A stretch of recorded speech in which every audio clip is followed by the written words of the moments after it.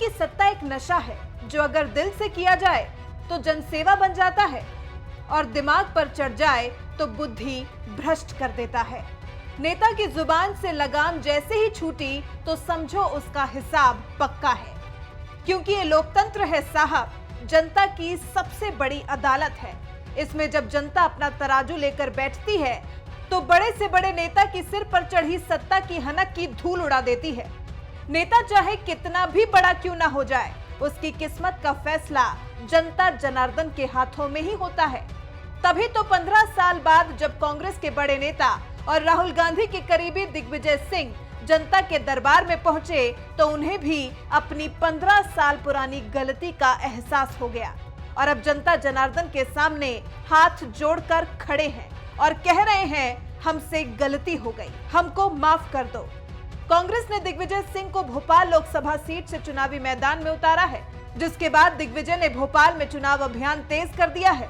इसी कड़ी में बुधवार शाम को उन्होंने सरकारी कर्मचारियों के होली मिलन समारोह में हिस्सा लिया और यही मौका था जब उन्होंने साल 2003 में सरकारी कर्मचारियों को लेकर दिए गए एक बयान की माफी मांगी है। होली का मौका है, 15 साल हो गए, कोई भूल चूक हो गई हो तो माफ करना। अगर मैं सांसद बनता हूं तो हर वादा पूरा किया जाएगा। आपको पता है कि दिग्विजय झूठ नहीं बोलता है। होली का मौका है, 15 साल हो गए।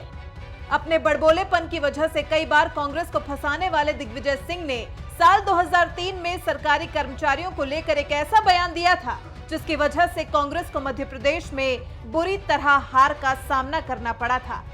दिग्गी राजा का यह बयान इतना भारी पड़ा कि 15 साल तक कांग्रेस सत्ता के लिए तरसती रह गई। दरअसल 2003 के विधानसभा चुनाव के दौरान वेतन भत्तों को लेकर राज्य कर्मचारियों में नाराजगी थी। वो राज्य और केंद्र के डीए में 9% के अंतर को कम करने की मांग कर रहे थे, लेकिन दिग्विजय के नेतृत्व वाली तत्कालीन राज्य सरकार ने 28,000 से ज्यादा दैनिक वेतन भोगियों को नौकरी से हटाने के आदेश दे दिए थे। इस दौरान दिग्विजय सिंह ने बयान दिया था कि चुनाव साउंड मैनेजमेंट से जीता जाता है, न कि सरकारी कर्मचारियों की मदद से, जिसके बाद सरकारी कर्मचारी उनसे नाराज हो गए और अब जब दिग्विजय एक बार फिर से चुनावी मैदान में हैं, तो उन्होंने अपनी गलती की माफी मांग लेना ही सही समझा। कहते हैं दूध का जला छाछ भी फूंक फूंक कर पीता है। भोपाल लोकसभा सीट में करीब 2 लाख राज्य कर्मचारी और पेंशनर्स हैं।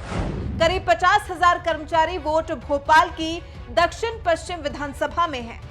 राज्य में ये संख्या करीब 8 लाख के आसपास है। जब मैं माननीय राहुल गांधी जी से मिला तो मैंने उन्हें अनुरोध किया कि मुझे आपने बड़ी कृपा करके राज्यसभा का सदस्य बनाया हुआ है, जिसका मेरा टर्म 2020 तक है। यदि आप मुझे लोकसभा में चाहते हैं तो मेरा निर्वाचन क्षेत्र जो घर का है वो राजगढ़ है, और यदि आप उसके अलावा मुझे जहां से लड़ना चाहें मैं लड़ने के लिए तैयार हूं, क्योंकि माननीय कमलनाथ जी मुझसे कह रहे हैं कि मुझे मध्य प्रदेश की किसी कमजोर सीट से लड़ना चाहिए। मैंने कहा मुझे उसमें मैं मंजूर करता हूं, क्योंकि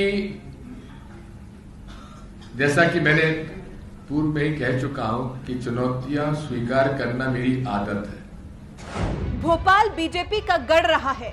साल 1984 के बाद से आज तक कांग्रेस इस सीट पर कभी नहीं जीती है। ऐसे में दिग्विजय खुद ये मानते हैं कि उन्हें कठिन सीट से चुनाव लड़ने के लिए भेजा गया है और वो जानते हैं कि अगर ये लोकसभा सीट उन्हें जीतनी है तो सरकारी कर्मचारियों से पंगा नहीं चलेगा।